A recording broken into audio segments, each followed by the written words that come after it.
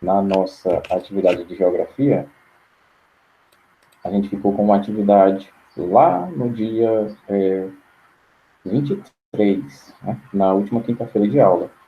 As páginas 195 e 196 foram passadas para vocês, certo?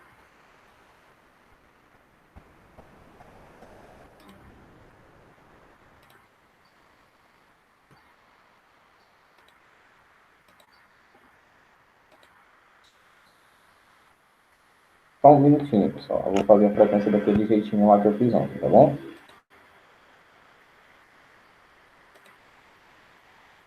Porque assim fica melhor e eu já não fico preocupado com a frequência depois da aula. Vamos lá, vou começar pelo A, tá ok? Sétimo ano A. Alan da Silva, eu já vi ele ali, né? Alan, Ana Cibele, Ana Gabriele, Mendonça Gomes, Antônio Wesley, Ariellen, Francisco Wigner. Wigner se encontra? Não, né? Gabriel Ribeiro Sampaio, Giovana Oliveira, Isabela Evelyn, já colocou o nome ali, né? Isabela Evelyn, João Mariano,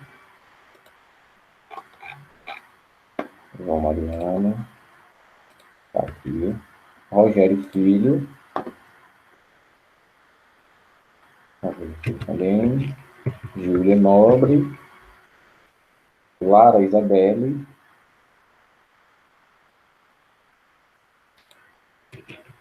Larissa de Souza, Maria Barreto, Maria Clara Rodrigues, Maria Barreto, Maria Clara, Maria Gabriele de Paulo Bandeira, Maria Isabelle Castelo Branco, Maria Leonara Ferreira e Riquelme. Riquelme não está aqui? Tá bem. Ariellen Freitas, não respondeu por quê, minha querida? Vou colocar aqui sua frequência. Ariellen Calixto de Freitas. Tudo bem, agora vamos para o B. Adriele Vitória, Ana Beatriz de Oliveira, Ana Beatriz Rodrigues Pinheiro, Ana Cecília, Ana Geislânia, já até vi ela ali, Ana Patrícia, Bernadette, já até colocou o nome, Murilo, Diego Murilo, Laís Maria, Pablo de Lima, Calheiro, Raicone de Freitas, presente, Raíssa, presente, Walter Nascimento, cadê o Walter? Tá ali, tô vendo ele. E Paulo Vitor Oliveira Bezerra. Paulo Vitor não se encontra. Bom, chamada feita. Laís Maria chegou, né? Vou colocar aqui a presença dela. Bom, vamos lá. Frequência feita, agora a gente vai para a aula em si, né? 5 minutinhos a gente conseguiu. Páginas 195 e 196 do nosso livro de geografia, tá bom? A gente vai corrigir a atividade que a gente havia deixado. Página 196 e 195 e 196, aliás. E a Nara Ferreira, deixa eu botar a presença dela aqui. Acabei de vê-la.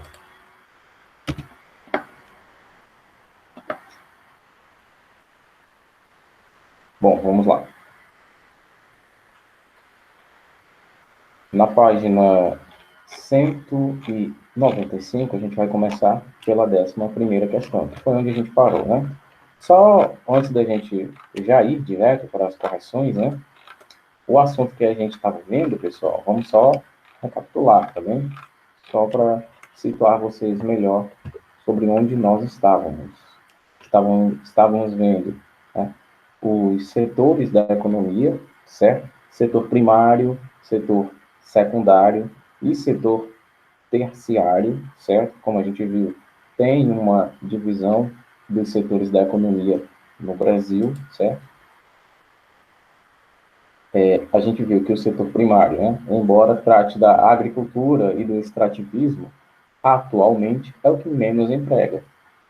O motivo disso, né, um dos principais, é o fato de a industrialização, ou melhor, a mecanização, ter chegado no campo. Né?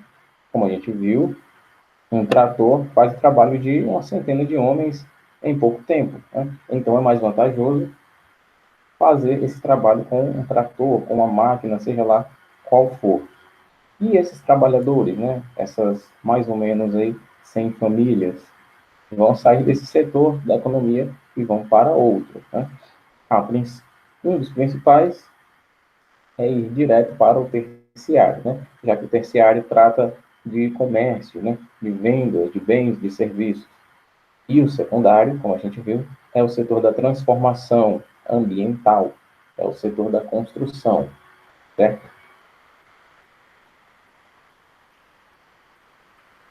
E seguindo mais além, né, nessa, nesse refresh de memória, a gente viu também as questões das pirâmides etárias no Brasil, certo?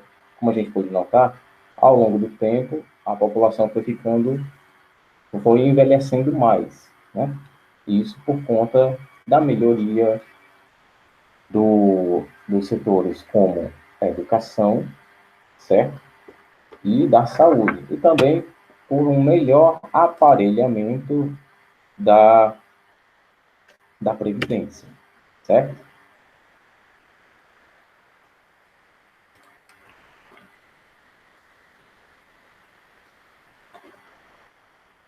Bom, agora vamos lá. Página 195, 11ª questão. Observe as pirâmides a seguir e responda as duas próximas questões.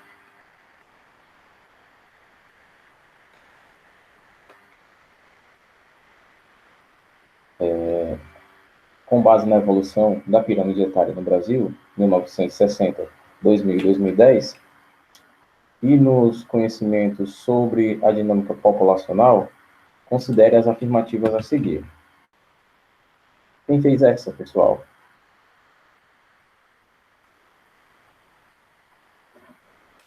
Olha que a gente até já tinha dado umas pinceladas nessa questão, né?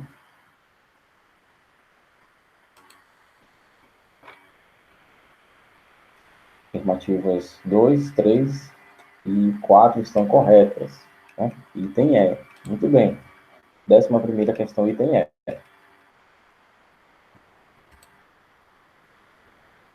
12ª questão. Assinale a alternativa que apresenta corretamente os fatores que explicam o envelhecimento da população brasileira. 12ª questão.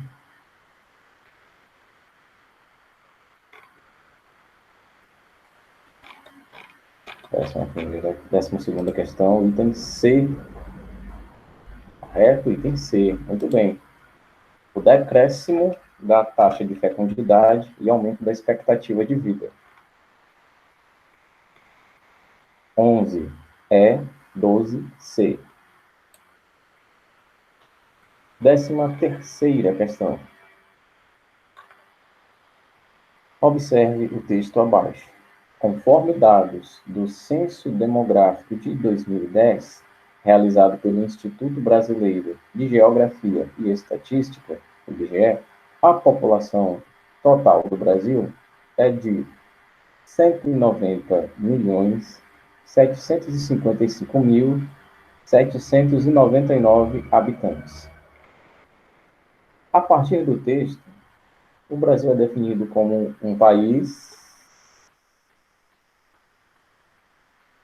Ah, Sabia que vocês... Muito bem, pessoal. Letra D. Ele é populoso devido à população absoluta, né?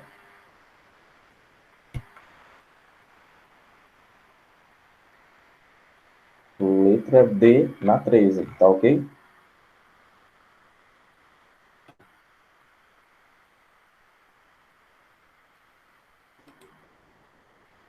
Agora, 14ª questão. A proporção entre a população e a superfície territorial é um dos elementos que define a relação entre a sociedade e o espaço. Observe os dados informados abaixo. De acordo com a tabela, o país mais povoado é a... Essa daqui eu quero ver.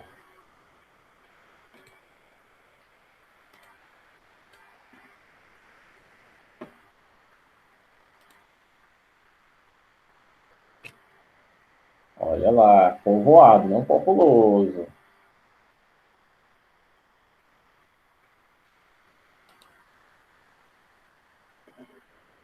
Só ver uma coisa aqui. O Pablo falou a C, que é a Holanda, né? Diz uma coisa, Pablo, se você quiser, né? Por que é que você acha que é a Holanda? Pode ligar o microfone, tá? Se quiser. Não vai interferir no meu microfone, não. Pode ir pela lógica mesmo, tá certo? Eu sei que não sabe explicar. Vamos prestar atenção no seguinte. Pegar a proporção aqui de uma leitura mínima, que é para a gente não se aprofundar muito em matemática, certo? Vejamos que esse recorte aqui nos dá a seguinte informação. As seguintes informações, aliás.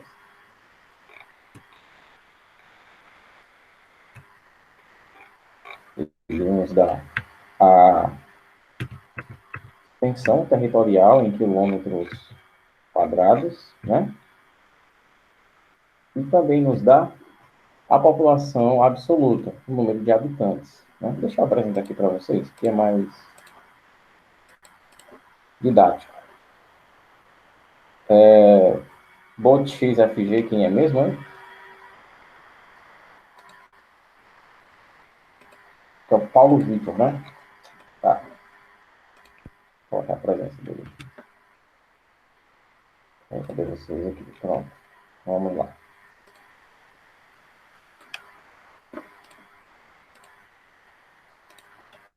Atenção, turminha. Tem muita coisa no meio. Mas dá certo. Vamos lá. Prestem atenção aqui. Na China, a gente tem bilhões de habitantes, né? Olha só. 1 bilhão. É a população mais numerosa que a gente vai encontrar, né? A população menos numerosa, indo para o outro lado da balança, né? A gente tem aqui na Holanda, né? 16 milhões. Mas vamos prestar atenção no seguinte: a China, ela tem a maior extensão territorial também, né? Então, vamos ver aqui quem tem a menor extensão territorial e bem pequena mesmo, né? É a Holanda, né? Ele é o país mais povoado porque ele tem uma extensão territorial pequena, certo? Para muita gente, proporcionalmente falando. Já se a pergunta aqui, olha, se a pergunta aqui fosse querendo saber qual é o país mais populoso, a gente ia para o número maior que a gente tem aqui, que é a China. Quando eu falo de povoamento, eu estabeleço uma relação direta. Deixa eu só limpar aqui que ficou muito sujo. Pronto. Eu estabeleço uma relação direta entre o número de habitantes com a extensão territorial, tá certo? Se eu falo em povoamento, país mais povoado, menos povoado, eu estou estabelecendo a relação entre habitantes e extensão territorial, tá certo? Quando eu falo mais populoso, vai lá no número maior que é batata, bem facinho. Entenderam? Diego Murilo, cadê? Pronto, coloquei sua presença agora. Quem era outro, hein? Lara Isabelle. Coloquei presença. Larissa de Souza. Entenderam, né, pessoal? O que é que acontece aqui? Quando eu falo de povoamento, países populosos, extensão territorial, né, estabeleço relação, número de habitantes e a extensão territorial em si. Porque, por exemplo, vamos prestar atenção no seguinte. Imagina aqui, vamos pegar aqui uma casa, certo? Uma casa pequena e uma casa grande. Nessa casa pequena, a minha extensão territorial aqui é de mais ou menos 20 metros quadrados. Lá na Casa Grande, eu tenho 200 quilômetros, aliás, 200 quilômetros, 200 metros quadrados, né? 100 vezes mais. Na casa pequena, eu tenho 10 pessoas. 10 pessoas está apontando para 20 metros quadrados. Lá na Casa Grande, eu tenho 50 pessoas. A Casa Grande é a mais populosa, né? Por quê? É um número maior de pessoas eu vou ter lá na casa grande. Mas lá na casa pequena é a casa mais povoada, porque eu vou ter um número maior de habitantes por metro quadrado, tá certo? É isso que eu quero que vocês entendam. Deixa eu ilustrar aqui para vocês minhas habilidades de desenhista.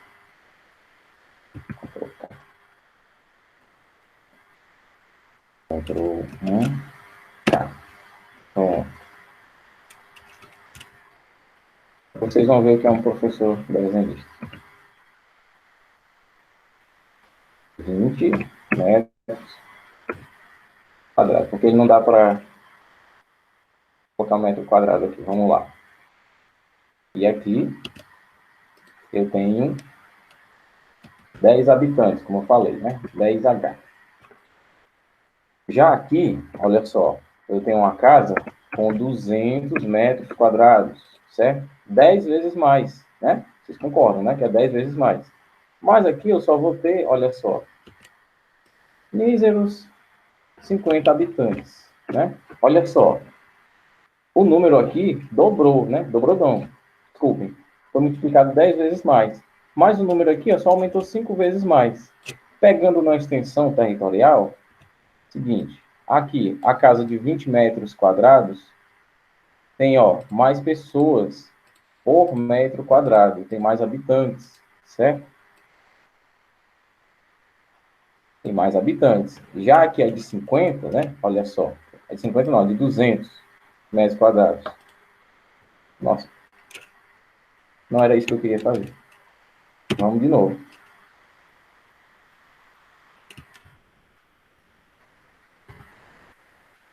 A de 200 metros quadrados, ó, vai ter uma pessoa aqui, outra aqui, outra aqui, outra aqui. Entenderam? Esse é o princípio do povoamento. Aqui vai ter menos gente para cada metro quadrado, certo? Vai ter pouca gente para cada metro quadrado. É isso que eu quero dizer com povoamento. Ficou melhor explicado agora, né? Sim? Não?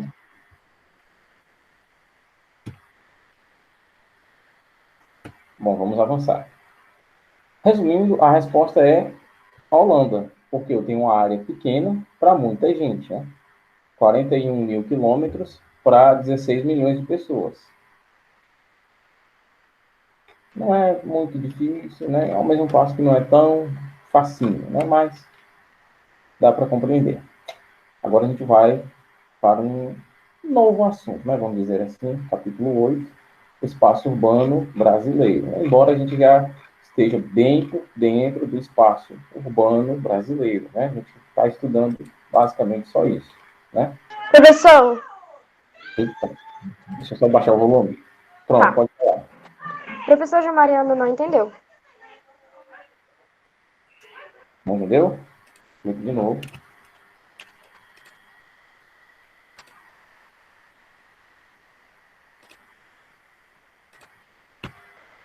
Vamos lá, atenção. Seguinte, pessoal. Aqui, eu tenho uma casinha, certo? Uma área, vamos dizer uma área, de 20 metros quadrados. Aqui eu tenho uma área de 200 metros quadrados. Peraí. Não era bem isso que eu queria. Uma área maior, tá? De 200 metros quadrados. Quando eu colocar, olha só, 10 pessoas aqui,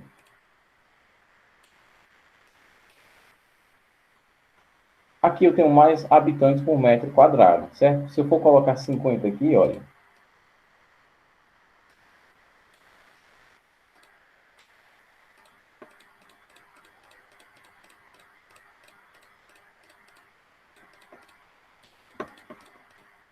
pronto. Olha só, como aqui eu tenho poucos espaços vagos, tá certo? Aqui eu tenho poucos espaços vagos. Essa área aqui, essa área pequena, ela é mais povoada do que essa área grande, tá certo? Para vocês terem uma ideia, olha, só essa área aqui, vazia, já compreende toda essa área aqui, olha só. Então, essa área aqui, que eu tenho 50 pessoas, certo? Aqui eu tenho 50 pessoas.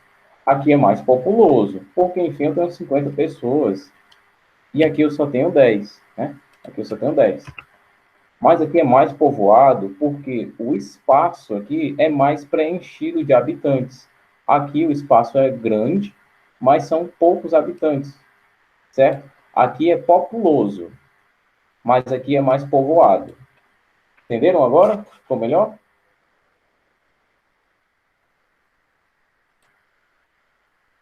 Pronto. Tá vendo só? Os desenhos do tio Carlos. Não dá para ficar complicado, não. Bom, vamos lá para a página 198. Tá ok?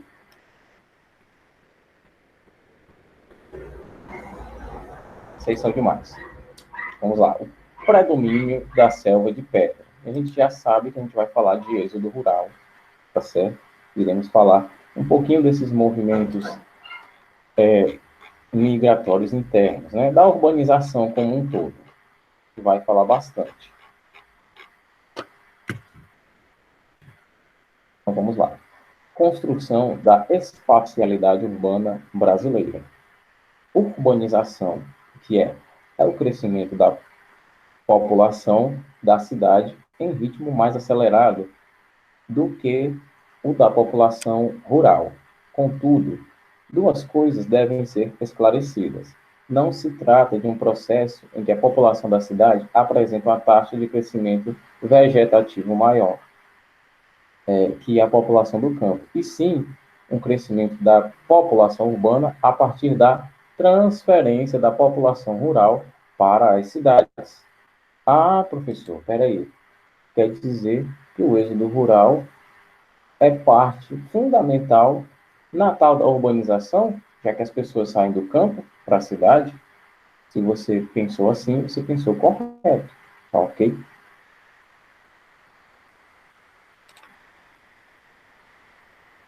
Para a cidade não se trata, e não se trata de um crescimento, aliás, da área da cidade, ou crescimento urbano, e sim da concentração de pessoas que passam a viver nelas, certo? Basicamente, foi o comecinho da nossa disciplina, né?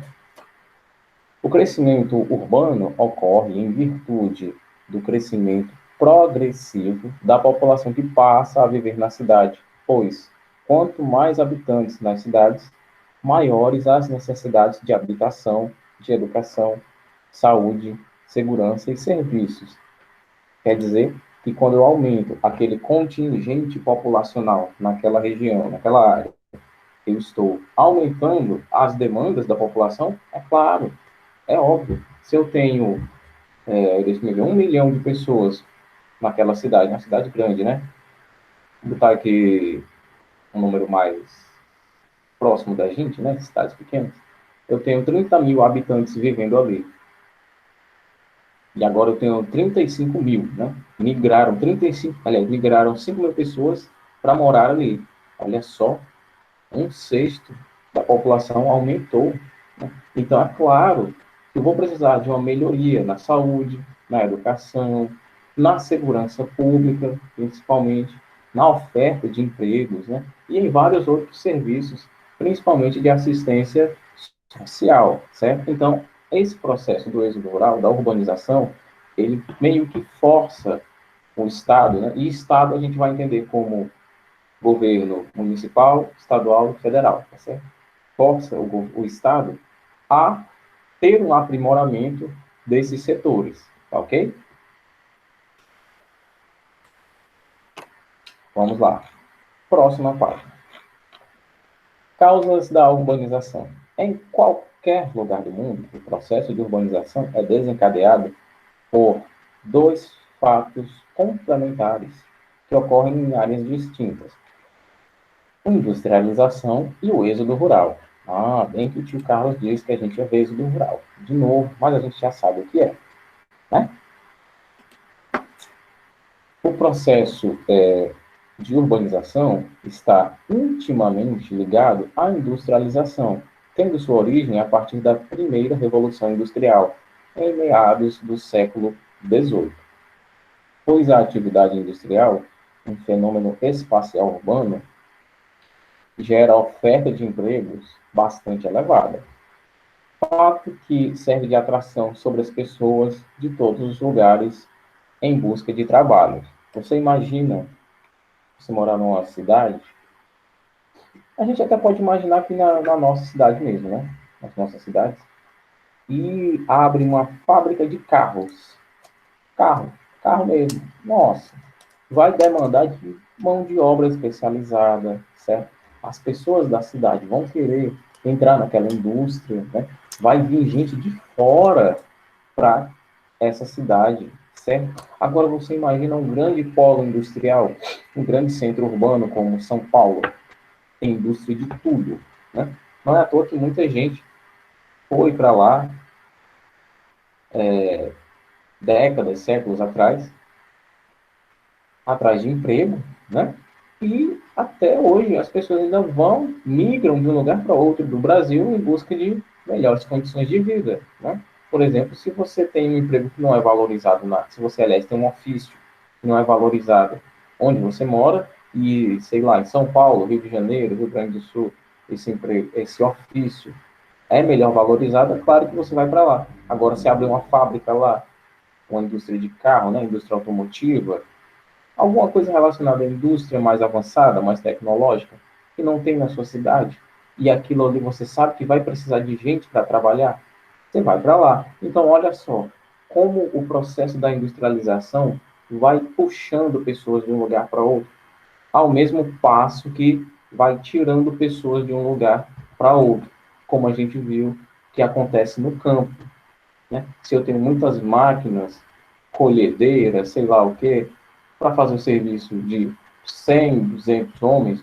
funcionários, eu vou colocar uma máquina dessa para trabalhar. Pronto. Então, a industrialização, ao mesmo passo que concentra gente numa região, expulsa gente de outra. Vamos observar isso, tá certo? O que é que determina isso? É o local onde ela está acontecendo. Está acontecendo no campo? É bem provável que o homem vá disputar o emprego com a máquina, e a máquina cansa menos. Está acontecendo na cidade? É bem provável que aquela indústria vá precisar de mão de obra qualificada. Então, vai atrair gente, tá certo? Riquelme Lima, vou botar aqui sua presença, meu querido. Ainda bem que você se manifestou. Estamos na página 199, tá bom? Livro de Geografia. O êxodo rural. As zonas rurais são ligadas milenarmente a atividades em que o homem atua diretamente sobre a natureza, plantando e criando animais com o auxílio de instrumentos simples. Contudo, a partir da primeira industrialização, novos instrumentos e tecnologias foram criados, aliás, com o objetivo de auxiliar o trabalho no campo. Rapidamente, a agricultura e a pecuária passam a dispor de máquinas e equipamentos que, de forma progressiva, passam a substituir os seres humanos. Estes livres passam a migrar para as cidades em busca de emprego. Então, a gente percebe aqui, né, por isso que eu venho falando para vocês, que o processo de industrialização atrai para um canto e tira de outro. O que é que determina se vai atrair ou vai tirar? Onde está acontecendo, tá ok?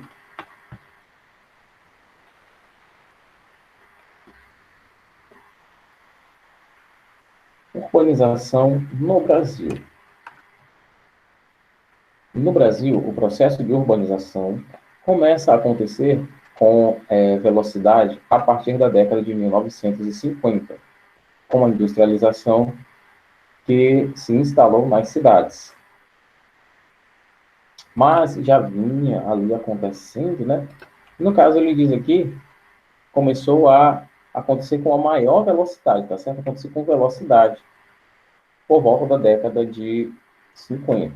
Mas já vinha, né, se esboçando o que é que seria essa industrialização nos anos 30 e nos anos 40 também, tá certo? Principalmente durante o governo de Getúlio Vargas, certo? E mais ou menos de 1930 até 1947, foi o governo dele. A gente já tinha, sim, processo de industrialização, já começando ali devagarinho, né? Quando ele se instalou de maneira irreversível, aí sim, em 1950, ó, começou a crescer com super velocidade, né, em relação aos anos anteriores.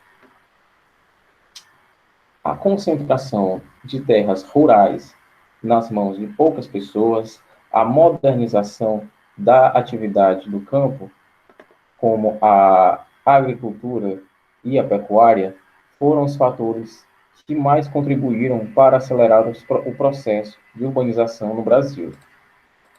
Atualmente, somos um país plenamente urbanizado, como mostra o gráfico, né? De 1940 para cá, para 2010, aliás, temos 84% da população sendo considerada como urbana e apenas 16% da nossa população é rural. A gente nota aqui também um dos principais marcadores demográficos que vão nos indicar o porquê de o setor primário da economia ser o que menos emprega. Se a gente tem apenas 16% da população sendo rural, imagina o tanto de trabalhadores rurais. Como a gente pôde notar, o setor terciário é o que mais emprega, né? E a gente viu, né? Vocês viram na provinha, que o informal, um aumento muito grande da população urbana, exatamente em 60 anos, né? 70 anos, a gente mudou drasticamente.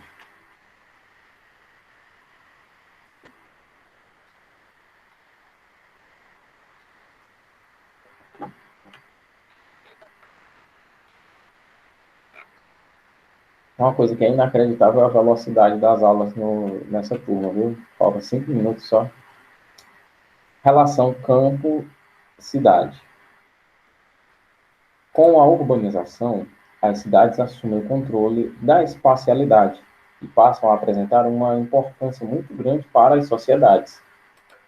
Claro, se nós temos nas cidades a concentração dos centros urbanos, a concentração maior de demanda e oferta de emprego, claro que elas vão ser as regiões, né, de maior importância. Dessa forma, as zonas urbanas tornam-se o centro da produção de bens materiais, da prestação de serviços e das decisões políticas e econômicas. Por sua vez, as zonas rurais se subordinam às zonas urbanas, estabelecendo uma relação em que o campo produz os bens primários, geralmente agropecuários, que serão consumidos nas zonas urbanas. Estas, por sua vez, produzem máquinas como tratores, caminhões, além de serviços como educação, saúde, lazer e bancos financeiros, que serão absorvidos também, mas não apenas, né? Também pela zona rural. Mas claro que tudo isso também é utilizado para e pela zona urbana.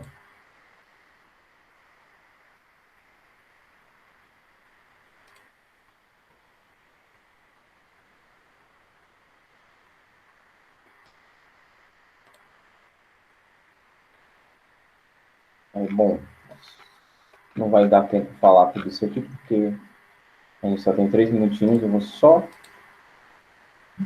confirmar aqui a chamada, tá ok? Se faltar o nome de alguém, se eu não falar o nome de alguém, você diga aqui no chat, tá bom? Do sétimo A, quem está presente? É o Alan, Ana Gabriele Mendonça, Ariellen, Isabela Evelyn, João Mariano, Rogério Filho, Júlia Nobre, Lara Isabelle, Larissa de Souza, Maria Barreto, Maria Clara, Maria Isabelle, Maria Yanara e Riquelme. Não deixei de chamar ninguém do A, né? Agora vamos para o B. No B está todo mundo presente. Com certeza não deixei de chamar ninguém também.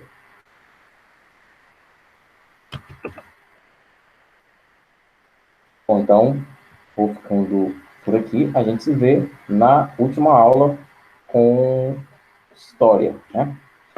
Até mais, pessoal. Espero que vocês tenham gostado da aula e do conteúdo, tá bom?